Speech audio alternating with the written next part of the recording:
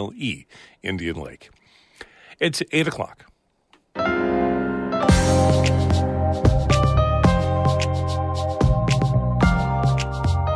Good morning. This is Northern Light for Wednesday, April 12th. I'm Monica Sandreski. And I'm Todd Moe. New York is stockpiling the medical abortion drug misoprostol.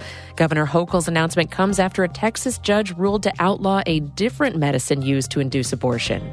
We are right now facing historic, horrific setbacks. Just 1 year ago, women in this country had a constitutionally protected right to an abortion. The 10th Mountain Division at Fort Drum has assumed command of troops in southeastern Europe.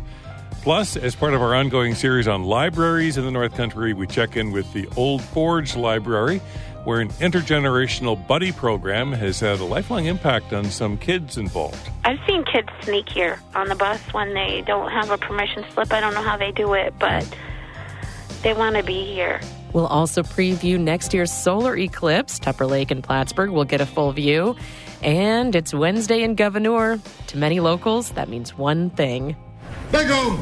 Bingo night. Lucy Grindon pays a visit coming up on Northern Light. Stick with us.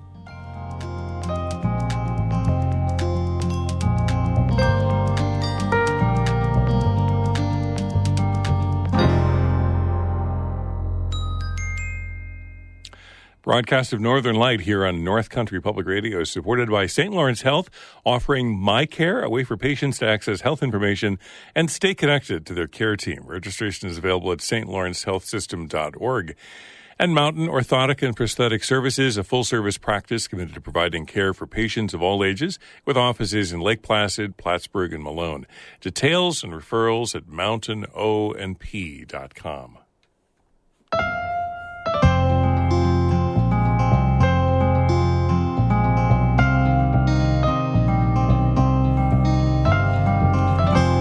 This is Northern Light. I'm Monica Sandreski. And I'm Todd Moe.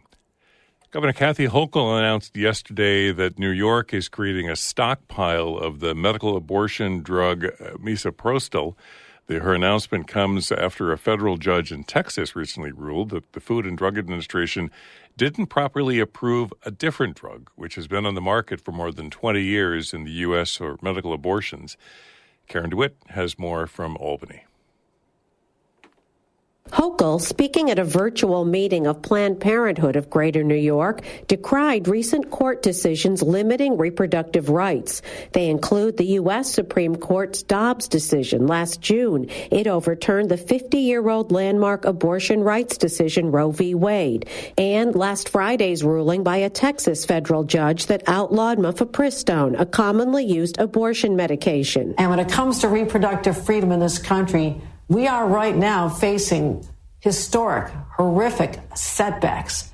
Just 1 year ago, women in this country had a constitutionally protected right to an abortion. The governor says the judge's ruling ignores decades of scientific data showing that the drug is safe and effective. She says it also undermines the credibility of the Federal Food and Drug Administration. It, for 2 decades, has authorized the drug to be used off-label for abortions. Medicaid abortions are still possible using another drug, misoprostol, which is commonly paired with mifepristone. Hochul, anticipating further threats to abortion rights, says the state will collect and reserve a 5-year supply of 150,000 doses of misoprostol. New York State will create a stockpile of misoprostol, another form of medication abortion. Extremist judges have made it clear that they won't stop at any one particular drug or service. So it's going to ensure that New Yorkers will continue to have access to medication abortion no matter what. Misoprostol can be used by itself to induce abortion, but it's less effective, and in some cases it can lead to complications like bleeding, infection, and damage to the uterus. The governor says she will also work with the legislature to pass a law to require that private insurers cover misoprostol when it's prescribed off-label for abortion. The measure would also ensure that no provider is charged more for medical malpractice insurance or even denied coverage if they prescribe the drug. State Attorney General Tish James also spoke to the group. She says she's filed an amicus brief in the Biden administration's appeal of the Texas judge's decision. The Federal Department of Justice is seeking a stay of the ruling until all legal appeals are concluded. In New York, we will not be bullied by right-wing ideologues. On the same day of the Texas ruling, a federal judge in Washington state ruled that the FDA cannot act to limit the use of mifepristone for abortions. That decision covers 17 states and the District of Columbia, but New York is not among them. Planned Parenthood of Greater New York President Wendy Stark says her organization will continue to provide medication abortions using misoprostol, as well as offering clinical abortions. We want to send a loud and clear message to our patients. Abortion is healthcare, and it is still your legal right in New York State. The Texas judge's ruling is due to take effect this Friday. Planned Parenthood officials were asked by reporters if they might continue to prescribe both drugs for medication abortions as long as they still have supplies of mifepristone in stock. They said they could not comment on that possibility. In Albany, I'm Karen DeWitt. Coming up on Morning Edition, we'll get a national perspective on mifepristone and how the legal battle might affect the drug market in the U.S. and beyond. That conversation is just ahead at 8:45. The 10th Mountain Division headquarters, based at Fort Drum near Watertown, has assumed command of U.S. troops in southeastern Europe. About 500 soldiers from Fort Drum are deployed in Romania, including Fort Drum's commander, Major General Gregory Anderson. Their mission is to work with U.S. Army V Corps in Europe to reinforce NATO's eastern flank and deter further Russian aggression, according to Fort Drum Public Affairs. U.S. soldiers have been in the region since June of last year when the government decided to add another division in Europe. The 10th Mountain Division took over leadership from the 101st Airborne Division in a ceremony last week. COVID-19 vaccines will no longer be required for students at SUNY campuses starting this summer. Chancellor John King announced the move yesterday, saying it's intended to coincide with the end of the national pandemic emergencies as of Monday. The national public health emergency expires May 11th. In a statement, SUNY says vaccinations will be strongly encouraged and that it will monitor COVID-19 data and update policies based on local conditions or as directed by state and federal authorities.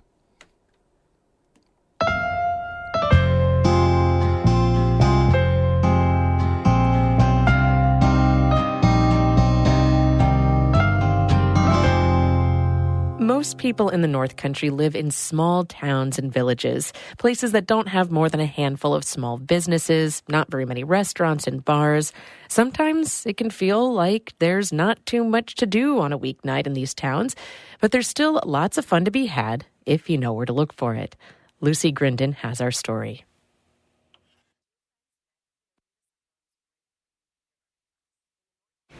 It's 7 p.m. on a Wednesday, and about 70 people are sitting in the main hall of the Elks Lodge in Gouverneur, bent studiously over plastic folding tables. And I can tell you why in a single word. Bingo! Bingo. Everyone's here for bingo night, and everyone is focused. There are snacks available at the concession stand, things like hot dogs, popcorn, and pie, but no one who's playing is snacking.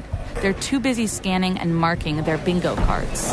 Gene, 59. Bingo! Yep, I knew it. Kelly Tressiter raises her hand and hands her bingo paper over to confirm her victory. Tressiter lives outside of Gouverneur and says there used to be a lot more to do for fun in the area. There's no activities. There used to be able to go bowling and skate, and there's nothing for these kids today. She says she's here almost every week. This time it's paid off. She's just won $25. Better than nothing. Better sharp stick in the eye. That's right. I always say. That's Krista Wainwright handing Tressiter the prize money.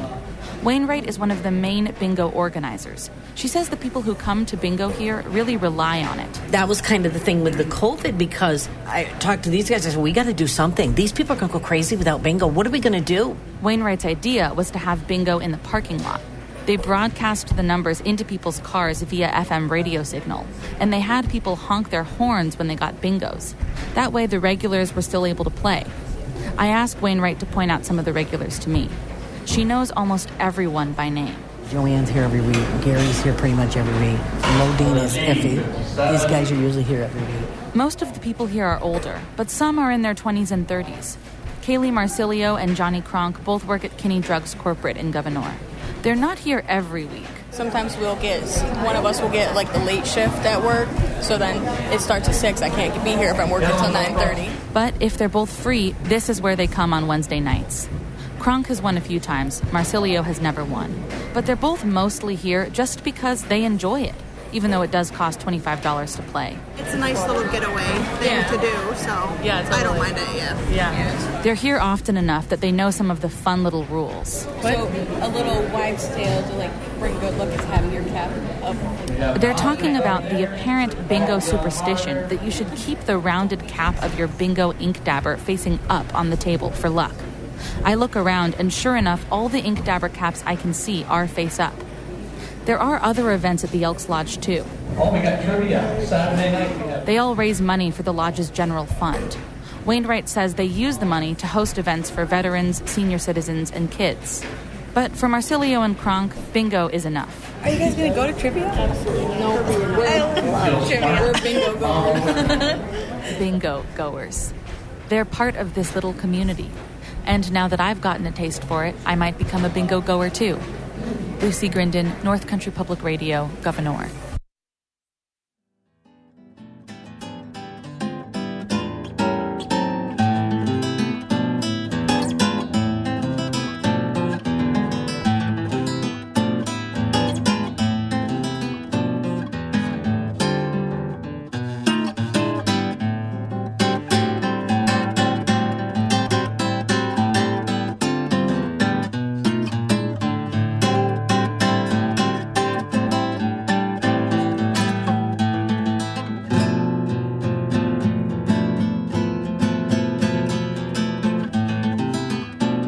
You're listening to Northern Light right here on North Country Public Radio. It's coming up on 12 minutes past 8. Good morning. I'm Todd Moe. And I'm Monica Sandreski. Just ahead, we'll talk with Linda Wheel, director of the Old Forge Library, about why libraries are still very much needed in North Country communities. That conversation in just a few minutes here on Northern Light.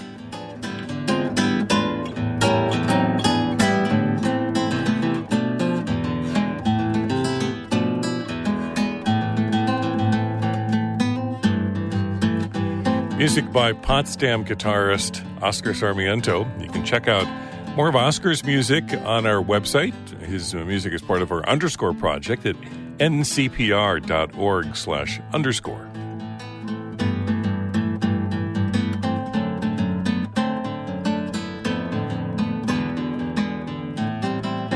Northern Light is supported by Blue Seed Studios, Saranac Lake, promoting community involvement in the arts on the web at blucstudios.org, and by Fort Dila Presentation, helping to educate and recreate historical ventures of interest to the St. Lawrence region, fort1749.org.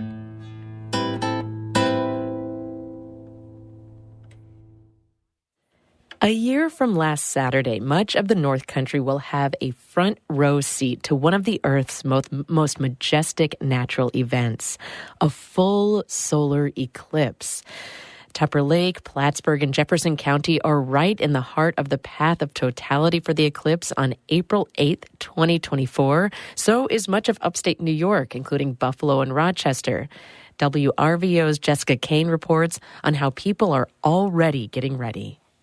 And we are in total solar eclipse, and this is absolutely breathtaking. NASA's coverage of the 2017 total solar eclipse captures the excitement of being in the path of totality. Crowds in Hopkinsville, Kentucky cheered as the sky grew dark. We can see airplanes, and I think I see Jupiter in the sky over there. Next year, Central and Northern New Yorkers will have their chance to experience a similar event. Cornell University astronomy professor Phil Nicholson says the geometry will be just right and the moon will block out the sun. He calls the phenomenon spectacular. Because the moon is almost exactly the same apparent size in the sky as the sun, that complete blockage only happens for a few minutes, and it only happens for a selected, a narrow range of locations on the Earth. The total solar eclipse on April 8th, 2024 is expected to sweep up from Mexico into the United States, where it will carve a path through Dallas, Indianapolis, and Erie before reaching western and central New York and heading up to Canada. We're just about ideally situated, depending on where you are in New York. Buffalo is sort of perfectly on about as close to the center line as you could get for a big city. Rochester is also within the path. Syracuse is just barely within the edge. Nicholson says eclipses and their cycles have been tracked for thousands of years, all the way back to the ancient Babylonians. The 2024 eclipse will be part of the Saros 139 cycle. And he says a number of factors have to be just right, including the length of time it takes the moon to go around the sun and its distance from the Earth. All the stars align, so to speak, or in this case, it's the moon aligning with the sun. And with this rare event comes a unique research opportunity for students at SUNY Oswego. Caitlin Barber, an assistant professor in the Atmospheric and Geological Sciences Department, will be working with a student-run team on a project funded by NASA and the National Science Foundation. Students will be sending up weather balloons before, during, and after the eclipse, as high as 100,000 feet into the sky. Barber says they'll be tracking how the eclipse affects gravity waves and meteorological conditions. Without the sun, the temperature is going to drop. How does that affect the meteorology that was going on before the eclipse? So do we see a sudden change in our meteorological conditions, especially in that lower part of the atmosphere? Barber says SUNY Oswego is making plans to get the whole community involved in the effort, from watching the balloons launch to possibly handing out protective eclipse glasses. And she's keeping her fingers crossed for ideal eclipse viewing weather. Basically, clear skies, light winds, no precipitation, which unfortunately is not what you're going to find very, very often up in this part of the woods in April. But Barber says she's hopeful with spring's variable weather in central New York, eclipse watchers will luck into a sunny day. And Nicholson says he'll be keeping a close eye on the forecast too. He's never seen an eclipse before, and he's definitely making plans to watch this one. It's an experience of a lifetime to actually be in the totality of an eclipse. If you're interested, Nicholson recommends catching next year's eclipse if you can. The next one scheduled to sweep through the contiguous United States isn't until August 23rd, 2044. In Syracuse, I'm Jessica Kane for North Country Public Radio.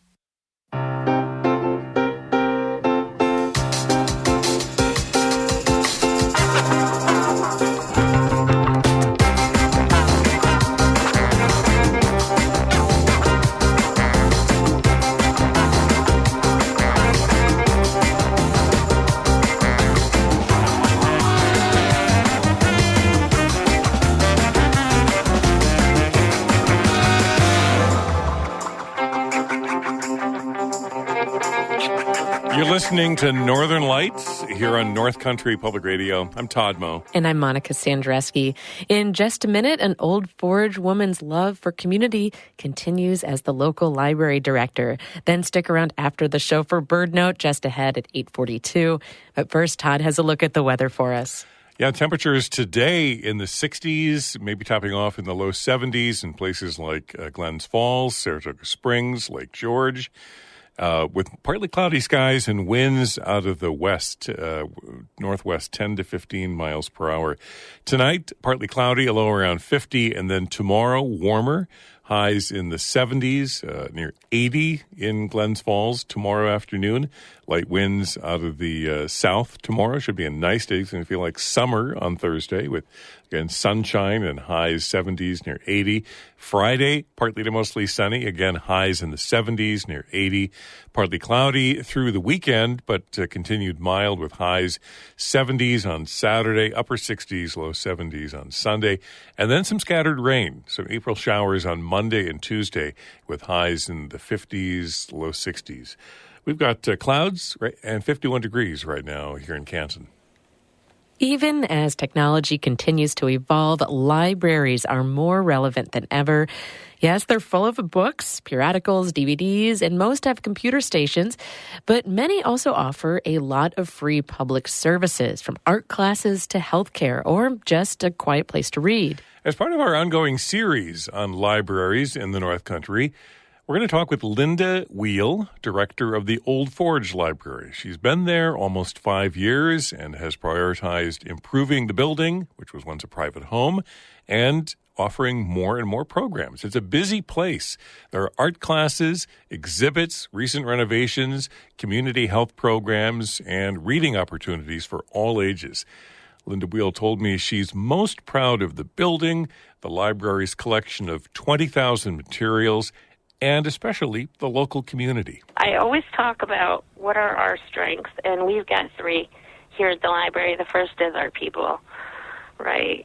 The second is our building and grounds, which are really great, and we're doing a lot to take care of that. And we've put a lot of effort in the last 5 years into, making 30-year decisions so that they're here for the public to enjoy, and whatever comes our way, we want all that in good stead. And we have a great collection. We have 20,000 materials roughly here in the building, including a great Adirondack room full of Adirondack books and resources, movies, DVDs. But, if there was a disaster, and I'm knocking wood as we speak, and the building went down with all our stuff, we'd still be okay because our people is by far. I'm getting emotional. It's our biggest strength, just hands down. Folks here have found ways to have a good time no matter what's going on, and we try to honor that with what we do. Tell me more about the Linking Lives Through Reading program you said has been going on for years. I mean, that must be amazing with the intergenerational connections that are made. It is. So it is actually funded by the Leola Tobin Memorial Fund, and Leola was a volunteer here at the library. I know kids who are in college now who still have a connection to their reading buddy, many of which are seniors in the community. There's some lifelong connections. I've seen kids sneak here on the bus when they don't have a permission slip. I don't know how they do it, but they want to be here, and have that interaction. It's really funny. The first session, we wait for the kids to get off the bus and come, or have their parents drop them off. Everybody's really nervous, and they look really scared. Like, oh, I hope my kid likes me, and what are we going to read? And do you know this kid? And and it's by the last session, everybody's like, it's too bad it's ending. Could we do more? Could we make this longer? Could we do this again? Yeah, it's a good one. It's a great one. Go back a little bit, Linda. Just tell me a little more about your background. What made you decide, I got to work for that place? It's so funny you ask that. I have a kind of varied background. My predecessor, Izzy Worthen, is like synonymous with the Old Forge Library. She had been here for 42 years when I joined almost 5 years ago. My anniversary will be in about a month, and I'll have been here for 5 years. And I came without a library background. I had previously been the curator at our fabulous art center here in Old Forge View, where I had run the exhibits. And I had moved back to town. I took a break after View, and I moved to Cleveland, where I was the security guard at the Cleveland Museum of Art, writing haiku in my little... I would hide little pieces of paper that I found or whatever in my name badge holder and try to write little poems because I fell in with a group of poets there. And that was really fun. But I moved back to town. My family and I bought an art gallery here in Old Forge, which we still own and operate. I heard Izzy was retiring, and I remember I was volunteering next door at the thrift store in the church, and one of their board members said, Izzy is retiring. And I said out loud, I remember saying, oh, I think I'm supposed to do that. Now, that had never crossed my mind until I said it. And I remember the interviews and being really nervous. And I remember one of the trustees asking me, like, you have no background in libraries. And I remember saying pretty stupidly and off the top of my head, well, I never did anything I did before I did it, like I never owned a business before I owned one, and I think I'll get it. Like, I really just had a lot of faith. I have a good working knowledge of the community, and I think the art scene and nonprofit arts, we have a lot of exhibits here at the library. I didn't even talk about that. You know, right now we've got hundreds of pieces up from locals and regional folks, a lot of kids for the poetry and art contest, which is an annual favorite, right? But we do have a lot of fine art exhibits, and we host a lot of great art receptions, too. But just that the library is a place where things can happen, and if there needs to be a friendly space for a hard discussion, we can provide that. You know, we do a Meet the Candidates kind of event on voter registration day. We register voters, and we feed everybody, and we give people running for office an opportunity to just kind of hang out and eat without any formal questions or without, to be neighbors. And I think that's maybe my strength, is appreciating community, appreciating civic involvement. One of the things that worries everybody is that our population of young people is decreasing. It decreases all the time.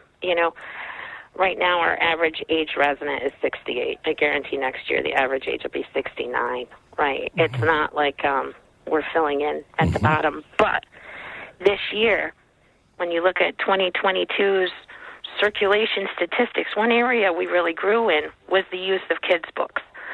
More kids' books went out.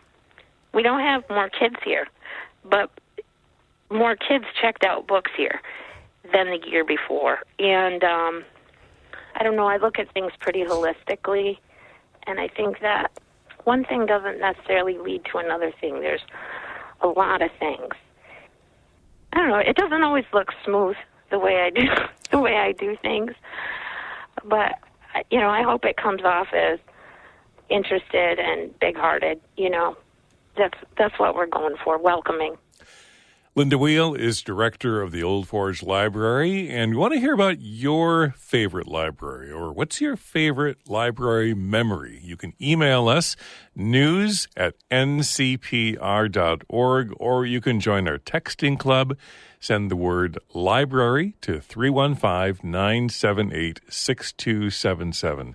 Text the word library to 315-978-6277. And as Linda mentioned, there's a lot going on at the Old Forge Library. They had Easter egg dyeing last week and then an Easter egg hunt over the holiday weekend. Tomorrow from 10 until 1:30, it's bagels and blood pressure. It's a free program. Grab some, as Linda said, grab some free grub, get your blood pressure reading, some health info as well.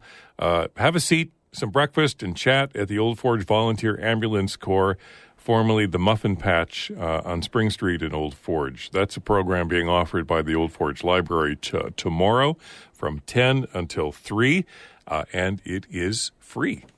And don't forget to head down to the Tannery Pond Community Center in North Creek for their current exhibit. It's a group exhibit from the Adirondack Regional Textile Artist Alliance. The show is called Nature Seeds of Inspiration. Lots of work on display right now. Past and current artists and involved in the alliance have included Eileen Donovan, Diane Evans, Joanna Monroe, Chris Gregson Moss, Linda Van Alstine, Lisa Fillion, and many more. You can see their work currently on display at the Tannery Pond Community Center in North Creek. Their gallery is open Tuesdays through Saturdays. You can find out more at tannerypond.org. Everybody has a story to tell. And the folks at the Waylandsburg Grange want to hear your story. Come share. Just come listen in a safe, supportive environment. No experience necessary. Any story is perfect. When your name is called, the stage is yours for 7 minutes. That's at the Waylandsburg Grange, and that's happening tonight starting at 7 o'clock. Check it out. Stop by the Waylandsburg Grange starting at 7. Tell a story. Join in with their speakeasy storytelling open mic night. Morning Edition continues in just a couple of minutes. Then stick around for the Marketplace Morning Report just ahead between 8:51 and 9 o'clock. I'm Monica Sandreski. And I'm Todd Moe. Thanks for listening. Be well.